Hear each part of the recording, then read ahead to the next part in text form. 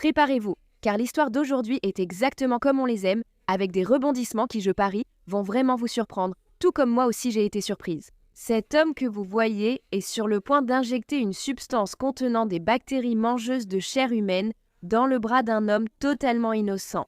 Et pour aggraver les choses, cette victime va ouvrir la porte de chez elle, toute heureuse, et permettre que tout cela se produise sans même imaginer l'enfer qu'elle était sur le point de vivre. Dans les mois qui ont suivi, les enquêteurs allaient découvrir ce qui a été qualifié de l'un des plans les plus élaborés de l'histoire de l'Angleterre pour effacer une personne. Pensez-y, si cette histoire était un livre, elle devrait être classée dans la section fiction et non dans la section affaires criminelles.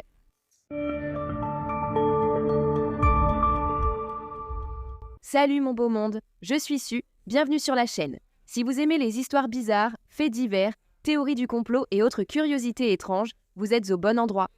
N'oubliez pas de vous abonner à la chaîne, activer la cloche de notification pour ne rien rater, et aimer, commenter, partager, parce que tout ça aide beaucoup de monde ici sur la chaîne, d'accord? Et c'est parti pour la vidéo. Aujourd'hui, je vous emmène en Angleterre, plus précisément dans la ville de Newcastle. C'est là que, le 22 janvier 2024, Patrick O'Hara, âgé de 71 ans, a été admis aux urgences de l'hôpital Royal Victoria. Il est arrivé là en se plaignant beaucoup, disant que son épaule semblait être en feu et que son bras était déjà tout rouge. On aurait dit que quelque chose mangeait son bras de l'intérieur. Pensez-y, les médecins étaient stupéfaits par cela, sans comprendre ce qui se passait. C'est alors qu'il a dit que quelques heures plus tôt, il avait reçu sa dose de rappel, là. Vous savez laquelle, n'est-ce pas? Je ne peux même pas dire le mot ni le nom de la maladie, parce que Papa YouTube n'aime pas ça, il bloque notre vidéo, et nous ici à Commundoes avons déjà été punis plusieurs fois par Papa YouTube. Au début, l'équipe pensait que la douleur et la rougeur au bras de Patrick pouvaient être dues à une réaction indésirable, ou peut-être à une mauvaise injection faite par le médecin ou l'infirmier. Ils lui ont donné quelques antibiotiques, un Tylenol, et l'ont renvoyé chez lui. Ils lui ont dit de surveiller la zone et, si cela empirait, de revenir à l'hôpital. Et c'est exactement ce qui s'est passé. Au cours des heures suivantes, son bras a commencé à former des cloques et la rougeur s'est aggravée de plus en plus. En plus de la douleur, qui était déjà presque insupportable, Patrick est retourné en urgence à l'hôpital le lendemain. À l'hôpital, les médecins étaient perplexes. Ils étaient perplexes face à ce cas et n'avaient aucune idée de ce qui pouvait en être la cause. Ils ont fait une multitude d'analyses de sang et d'autres tests, mais aucun résultat n'indiquait la cause de tout cela. Bien que la cause de cette crise soit encore inconnue, les médecins ont conclu que Patrick souffrait de fascite nécrosante. Autrement dit, il avait été infecté par une maladie rare et mortelle qui dévore la chair. Regarde, la zone la plus infectée était exactement à l'endroit de la piqûre. Ainsi, les médecins ont conclu que ce qui lui avait été injecté n'était pas du tout une dose de rappel, mais probablement une toxine qui a fini par provoquer cette fameuse fascite nécrosante. Les médecins ont décidé de l'hospitaliser et l'ont emmené directement en salle d'opération pour retirer la chair infectée de son bras, afin de ralentir la propagation de la maladie et tenter de sauver sa vie. Mais il est très difficile pour les médecins de savoir quel est le bon traitement sans avoir la moindre idée de la toxine qui lui a été injectée. Plusieurs spécialistes ont donc été sollicités pour identifier le poison. Regardez. Si les médecins savaient avec quoi ils avaient affaire, il y aurait une bien plus grande chance de sauver Patrick. Après avoir examiné les cloques et les symptômes de Patrick, une spécialiste a fait une supposition. Consciente que ce poison était probablement du méthyliodure, une substance hautement toxique qui provoque des réactions au contact de la peau, causant le type de brûlure et de cloques que Patrick avait sur le bras. Sauf qu'il n'existait aucun cas connu dans l'histoire de quelqu'un ayant été injecté avec ce fameux méthyliodure. Voilà pourquoi aucun protocole n'existait pour traiter ou éliminer cette toxine de son corps. Super. Essayons de mieux comprendre et d'élucider le mystère de ce jour-là. Patrick avait une compagne, puisqu'ils étaient ensemble depuis 20 ans. Elle s'appelait Jenny Lam et elle était propriétaire de la maison où le couple vivait. Quelques semaines avant le 22 janvier 2024, Patrick a reçu une lettre du NHS, qui est un peu comme le système de santé publique en Angleterre. Dans cette lettre, il a été informé qu'ils avaient créé une association d'infirmières communautaires et qu'ils offraient un service de visite médicale à domicile pour certaines personnes présélectionnées. C'était juste pour faire un bilan de santé de base, prendre la tension, faire quelques examens, ce genre de choses. La lettre était signée par un infirmier appelé Raj Patel. La lettre était assez longue, avec le logo officiel du NHS, ainsi que des liens et d'autres informations importantes. Patrick a même reçu une autre lettre dans le même style que la première, qui cette fois contenait un QR code menant à un site officiel du NHS avec un bref questionnaire de santé. Longue, à la fin de la lettre, elle confirmait la date et l'heure de la visite de l'infirmier, qui aurait lieu le 22 janvier entre 9h du matin et 13h. La veille de la visite, Patrick a reçu un message texte d'un numéro inconnu. C'était un infirmier qui confirmait la visite du lendemain. Alors, vers 10h du matin, Raj Patel est arrivé chez le couple et a été accueilli par Patrick. L'infirmier parlait un anglais assez marqué, avec un accent un peu asiatique, et il semblait un peu timide et maladroit. Peut-être bien. La consultation a duré environ 40 minutes et l'infirmier a posé les questions habituelles sur la santé, a pris la tension et a également prélevé quelques échantillons de sang et d'urine de Patrick. Jenny a demandé à Raj pourquoi elle n'avait pas reçu la lettre elle aussi et pourquoi on ne lui avait pas proposé ce service de visite médicale également. L'infirmier n'a pas su répondre, disant qu'elle pouvait appeler le NHS pour se renseigner davantage.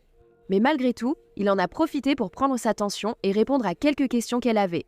Après avoir terminé les examens, l'infirmier a commencé à préparer une injection. Regarde, quand Patrick a demandé ce que c'était, Rod a dit que c'était une dose de rappel du vaccin.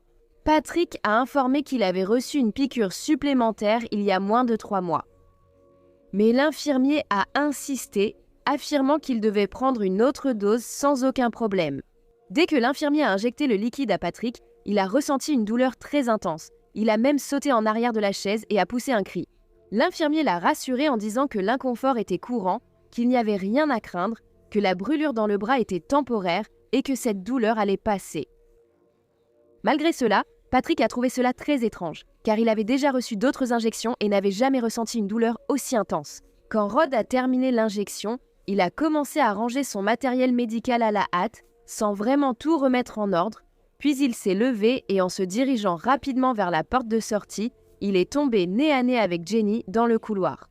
Elle l'a arrêté, l'a observé et lui a dit « Tu ressembles à quelqu'un que je connais, mais je ne me rappelle pas qui ».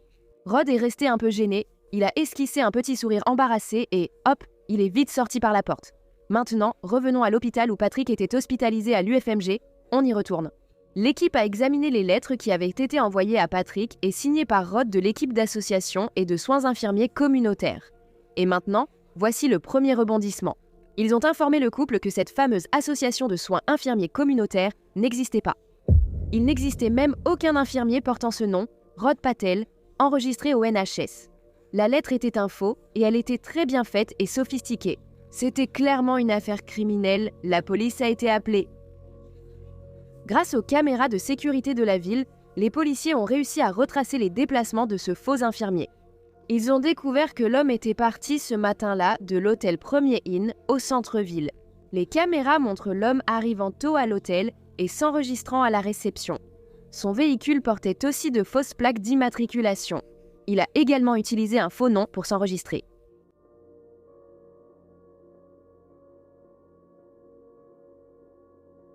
Deux heures après son arrivée, il est sorti de la chambre, mais cette fois il portait un long manteau, une casquette, ainsi que des gants chirurgicaux aux mains et un masque couvrant son visage.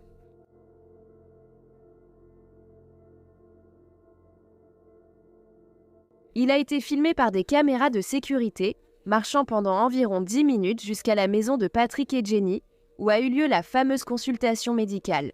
Après être sorti de chez eux, il est retourné en courant à l'hôtel, a pris la voiture et hop, il a filé. Bien que les plaques de la voiture étaient fausses, la police a réussi à retracer, grâce aux caméras et au radar, le trajet que la voiture a fait de l'hôtel jusqu'à la destination finale. Juste une remarque ici, vit vraiment dans un grand Big Brother, n'est-ce pas? Si on rassemble les images des caméras dans la ville, dans les rues ou dans les immeubles, on peut pratiquement filmer toute ta journée et découvrir tout ce que tu as fait. Tu te rends compte? Mais revenons-en. La voiture a roulé jusqu'à la petite ville d'Ingleby-Balwick, pas très loin de Newcastle. Ils ont réussi à suivre la voiture jusqu'à ce qu'elle entre dans le garage d'une maison dans un quartier de classe moyenne supérieure, rempli de jolies petites maisons. C'est alors que la police s'est dirigée vers cette maison. Et préparez-vous pour un nouveau rebondissement. L'homme qui a ouvert la porte était Thomas Kwan, 53 ans, et là, Rien de moins que le fils aîné de Jenny, la compagne de Patrick. Elle lui avait dit qu'il ressemblait à quelqu'un qu'elle connaissait, son propre fils. Mais comprenons pourquoi ce gars a attaqué le petit ami de sa mère. Thomas est né à Hong Kong dans une famille aisée, mais il a déménagé en Grande-Bretagne à l'âge de 13 ans. En fait, il a été obligé de déménager puisque ses parents l'ont envoyé étudier dans un internat là-bas en Angleterre. De nombreuses années plus tard, le reste de la famille, c'est-à-dire son père, sa mère et son petit frère, ont également déménagé en Angleterre. Thomas était très intelligent, c'était un excellent élève et il a fini par étudier la médecine à l'université de Newcastle. Il est devenu médecin généraliste et associé du cabinet Happy House à Sunderland, une ville à environ une demi-heure de Newcastle, où sa mère vivait avec son compagnon. Thomas était marié et avait un fils. La famille vivait dans la ville d'Ingleby-Barwick, dans une maison très confortable située dans un très bon quartier également. Thomas est devenu un médecin renommé dans la région, très prospère, et on peut dire qu'il avait aussi beaucoup d'argent. Mais même si sa vie professionnelle et sa famille allaient très bien, la relation de Thomas avec sa mère était tendue. Tu vas voir. Il n'acceptait pas le fait que sa mère ait demandé le divorce de son père il y a plus de 27 ans. Il accusait sa mère d'avoir détourné, avant la séparation, 1 million de livres sterling du compte commun de ses parents, ce qui, corrigé de l'inflation, équivaut aujourd'hui à plus de 12 millions de réés, puis elle a demandé le divorce peu de temps après. Des années plus tard, lorsque son père est décédé, Thomas est devenu encore plus amer en découvrant le testament de son père, qui léguait la majeure partie de l'héritage à son frère cadet et non à lui. Dans la culture chinoise traditionnelle, il est courant que l'aîné hérite de la plus grande partie de l'héritage, et les plus jeunes ne reçoivent que les restes. Thomas avait toujours souffert d'un complexe d'abandon, car ses parents l'avaient envoyé vivre à l'étranger, contrairement à son frère cadet. Il a dû vivre loin alors que son frère a pu grandir auprès de leurs parents, et Thomas se plaignait que son frère recevait plus d'amour et d'attention que lui. Thomas est même allé jusqu'à écrire une lettre à sa mère au sujet de l'injustice qu'on lui avait faite. Il l'a accusée d'avoir volé son père et a exigé qu'elle le nomme exécuteur de son testament et qu'il hérite de la plus grande partie de ses biens. Jane n'a pas du tout apprécié cette lettre. Pour aggraver les choses, elle a modifié son testament pour accorder à son petit ami, Patrick O'Hara, un droit d'usage viager sur la maison au cas où elle décéderait avant lui. C'est-à-dire que la maison ne lui appartiendrait pas, mais Patrick aurait le droit d'y vivre jusqu'à sa propre mort, et ce n'est qu'après cela que la maison serait partagée équitablement entre les frères et sœurs. D'une manière ou d'une autre, Thomas a découvert ces changements et en novembre 2022, il s'est rendu furieux chez sa mère, a défoncé la porte et est entré de force. Thomas a poussé Patrick, qui protégeait sa compagne, pour confronter sa mère sur le testament. La situation a dégénéré et la police a été appelée. Thomas, bouleversé, répétait aux policiers qu'il voulait la plus grande part de l'héritage de sa mère, affirmant y avoir droit en tant que fils aîné. Au final, une mère reste une mère et Jane a refusé de porter plainte au pénal à cause de l'impact que cela pourrait avoir sur la carrière de son fils. Mais depuis ce jour-là, leur relation a été rompue et ils ne se parlaient plus depuis très longtemps.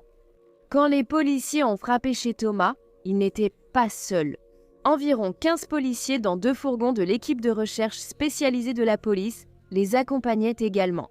Personne ne savait quelle toxine ou arme chimique ils pourraient trouver à l'intérieur. Les officiers portèrent des gants, des masques et même ces combinaisons de protection contre les matières dangereuses pendant qu'ils fouillaient la maison et le garage. Ce quartier était vraiment très calme. Soudain, de nombreuses voitures de police gyrophares allumées sont arrivées. Des gens bouclaient la zone, un policier, au mégaphone, ordonnait aux voisins de rentrer chez eux et de ne pas sortir, pour leur sécurité. Du formol liquide, de l'acide sulfurique et de l'arsenic ont été trouvés dans le garage. Ils ont aussi trouvé les ingrédients et le matériel pour produire de la ricine. Ceux qui ont regardé Breaking Bad savent bien ce qu'est ce poison, qui est même considéré comme une arme chimique. Un examen du téléphone portable du médecin a révélé de nombreuses recherches sur Internet liées à la ricine et à son utilisation. Ces recherches ont eu lieu 2 semaines avant l'attaque contre Patrick. Les policiers ont découvert que Thomas a cumulé et étudié divers poisons depuis des mois. Il a créé une société écran dans le domaine médical qui prétendait mener des recherches scientifiques. Grâce à cette entreprise, il parvenait à commander de nombreuses toxines, poisons et matières premières pour fabriquer ces poisons. La collection de poisons du médecin a été retrouvée et elle était très bien organisée. Chacune était accompagnée d'un manuel d'instructions expliquant comment elle pouvait être utilisée pour blesser une victime, ainsi que ses effets cliniques et le temps nécessaire pour que l'effet chimique se produise. C'est vraiment étrange. Hello there. Bonjour, c'est un souvenir, c'est le docteur Kwan, oui. Docteur Kwan, bonjour. De locaux, s'il vous plaît. Pouvez-vous venir une seconde, s'il vous plaît? Merci d'avoir regardé.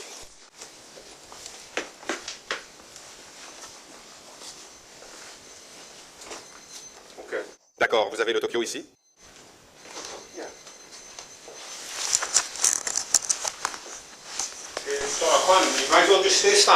Kofio, il est 46h30 ici. Je vous demande d'ouvrir le dernier enregistrement, l'enregistrement. La police a trouvé un livre qui détaillait la quantité de chaque poison nécessaire pour éliminer une personne. Il y avait une liste de substances chimiques et de poisons naturels avec leurs caractéristiques, une recette pour la production de cyanure de sodium et plusieurs livres sur la toxicologie. Sur l'ordinateur portable du médecin, la police a également trouvé une copie du guide de la police nationale pour les enquêtes sur les meurtriers. Il a donc étudié les enquêtes policières pour tenter de réaliser le crime parfait. Mais la partie la plus incroyable et audacieuse de ce plan était l'exécution, puisque Thomas allait devoir injecter ça à Patrick devant sa propre mère sans qu'elle ne s'en rende compte. Ce gars est vraiment froid et fou, non? La police a également trouvé des preuves que Thomas espionnait sa mère et Patrick depuis un bon moment. En décembre 2020, environ 2 ans avant cette dispute et leur éloignement, Thomas a joué le bon fils et a offert un ordinateur portable à sa mère. Sa mère était ravie du geste de son fils, mais elle ne se doutait pas qu'en réalité, il avait des arrière-pensées. Attends de voir. Quand la police a fouillé la maison de Thomas, elle a trouvé des captures d'écran prises par la caméra du portable, montrant l'intérieur de la maison de sa mère. Thomas avait offert un ordinateur portable infecté par un logiciel espion et il surveillait tout ce qu'ils faisaient, tous leurs emails, leurs conversations, surtout les transactions financières. C'est complètement fou. On a trouvé une conversation de Thomas avec sa propre mère et sa propre épouse, dans laquelle il se plaignait beaucoup que sa mère et Patrick dépensaient trop d'argent et vivaient dans la maison qui lui revenait de droit. La police a également trouvé des preuves de plans alternatifs que le médecin avait élaborés pour tuer Patrick O'Hara. La police a trouvé un autre faux document créé par Thomas, prétendant provenir d'une organisation appelée l'Association des sports masculins du nord de l'Angleterre, adressée à Patrick. Le flyer disait que Patrick avait gagné un bon pour des boissons gratuites et des repas qui seraient livrés à son domicile. Il y avait aussi un autre document, également faux, d'une organisation appelée le Club masculin de dégustation de vin et boissons du Nord. Les enquêteurs ont déduit que Thomas envisageait d'empoisonner la nourriture ou la boisson comme le moyen le plus efficace de tuer le pauvre Patrick.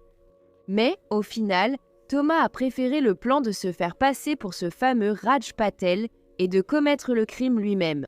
Les policiers ont aussi trouvé le faux badge et une perruque du déguisement utilisée. L'homme avait même mis du fond de teint foncé, les amis. Regardez comme c'est étrange. Comme il pensait qu'il pourrait reconnaître sa voix, il a dit qu'il était indien et il a parlé à Patrick et à Jenny avec un accent très forcé et prononcé ce jour-là. Son plan était très risqué, mais il a parfaitement fonctionné. Il a réussi à tromper sa propre mère, restant 40 minutes chez elle. Il a même pris l'attention de sa propre mère et personne n'a rien remarqué. C'est ce qu'on pourrait croire. Elle a passé plusieurs semaines en soins intensifs à l'hôpital Royal Victoria. Pendant ce temps, Thomas a été arrêté pour tentative de meurtre. Thomas a refusé de collaborer et n'a pas révélé quelle substance avait été injectée à Patrick. Malgré cela, les enquêteurs et les spécialistes médicaux ont réussi à formuler une hypothèse fondée. Le téléphone portable de Thomas a révélé qu'il avait effectué des recherches sur le méthyliodure à 97 reprises au cours des 2 semaines précédant l'empoisonnement. Il a également recherché et regardé une vidéo montrant comment produire du méthyliodure sur son ordinateur personnel. Un tube en verre contenant ce même poison a été retrouvé chez lui, ainsi qu'une seringue et une aiguille. À partir de ces preuves et de l'évaluation des symptômes de Patrick, ils ont supposé qu'il s'agissait probablement de la substance qu'il avait utilisée. Patrick a subi plusieurs interventions chirurgicales pour retirer les tissus morts, ainsi que des chirurgies reconstructrices pour reconstruire des parties de son bras. Mais grâce à Dieu, il a survécu. Lors de son procès, Thomas a admis avoir administré une substance nocive dans le bras de Patrick, mais il a affirmé que son intention n'était pas de lui ôter la vie. Au lieu de cela, il voulait seulement provoquer de la douleur et un léger inconfort. Oui, bien sûr. Cependant, le procureur a soutenu que la planification incroyablement détaillée effectuée par le docteur n'était explicable que si l'intention était de tuer et non simplement de provoquer une légère douleur. Ses connaissances sur les poisons, ses recherches approfondies et son expertise dans le domaine médical signifiaient qu'il savait très bien que cette injection pouvait être fatale. Au cours du procès, il a été démontré que le mobile du crime n'était pas financier, puisque Thomas était déjà riche grâce à sa profession et que la maison n'avait pas tant de valeur que ça. En réalité, la part que le médecin recevrait après le partage de la maison et de l'argent de leur mère avec ses frères et sœurs n'était pas significative. Les enquêteurs ont conclu que le ressentiment de Thomas venait de la perception d'un manque d'affection de la part de sa mère pendant son enfance. D'après les déclarations faites à la police, il voulait se venger d'elle et attaquer Patrick était en quelque sorte une façon d'atteindre sa mère. Pendant le procès, Thomas s'est rendu compte que les choses ne tournaient pas en sa faveur. Alors il a décidé de plaider coupable pour éviter d'être condamné à la prison à perpétuité. Au moment du verdict, la juge a souligné la complexité de son plan, qu'il s'était donné du mal et avait étudié les poisons pendant des mois, et qu'il avait envoyé de fausses lettres très bien faites. Il a réussi à obtenir une fausse plaque d'immatriculation pour la voiture, il était même allé jusqu'à se déguiser et a eu l'audace de rester 40 minutes dans la maison et de commettre la tentative de meurtre juste devant sa propre mère. Le 22 janvier 2024, vous vous êtes rendu à la maison que votre mère partageait avec son compagnon, Patrick O'Hara, dans St. Thomas Street, à Newcastle. Vous étiez déguisé, portant un chapeau, des lunettes de soleil et un masque chirurgical. Vous vous faisiez passer pour une infirmière à domicile, venue effectuer un examen de santé de routine auprès de M. O'Hara. Votre intention en visitant la maison de cette façon était d'administrer une injection létale de poison à M. O'Hara, sous prétexte de lui donner une dose de rappel contre la maladie. Vous étiez dans la maison avec M. O'Hara environ 40 minutes. Pendant une partie de ce temps, votre mère était également présente et vous avez mesuré sa tension artérielle. Il est extraordinaire, cependant, qu'aucun des deux ne vous ait reconnu sous votre déguisement. Mais votre plan était très élaboré, détaillé et calculé. En prenant tout en considération, j'ai conclu que la peine appropriée est de l'ordre de 34 ans de prison. Thomas a été condamné à 34 ans de prison, mais il a bénéficié d'une réduction de 3 ans pour avoir avoué, et parce qu'à 53 ans, il n'avait aucun antécédent criminel. Patrick s'est complètement rétabli, du moins physiquement. Il s'est vu diagnostiquer un stress post-traumatique après sa sortie de l'hôpital. Toute cette confusion a également conduit à la fin de sa relation de 20 ans avec Jenny. Voilà les amis, quelle histoire folle, n'est-ce pas? Qui a un fils comme ça n'a même pas besoin d'ennemis. Qu'en avez-vous pensé? Je veux savoir ce que vous en avez pensé et lire vos commentaires parce que ça m'a manqué d'interagir avec vous ici. Alors n'oubliez pas de laisser votre commentaire. Et pour les mamans qui sont là, vous non plus vous ne reconnaîtriez pas votre propre fils? Dites-le moi. Et restez connectés pour la prochaine vidéo. À bientôt!